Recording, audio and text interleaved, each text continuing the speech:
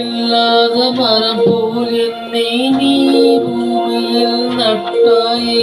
போர் கண்ணெந்த மேலே பட்டாலும் உயிர் நோக துடித்தாயே. உலகத்தின் பந்தங்கள் எல்லாம் நீ சொல்லி தந்தாயே. பிறப்பிற்கும் இறப்பிற்கும் இடையில் வழி நடத்தி சென்றாய். உனக்கே தொட்டில் கட்டி நானே தாயாய் மாறிட வேண்டும். ஆனால் யாரோ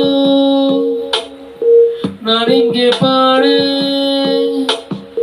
தாயே நீ கண்ணுறங்கு என்னோட மரிசாய்.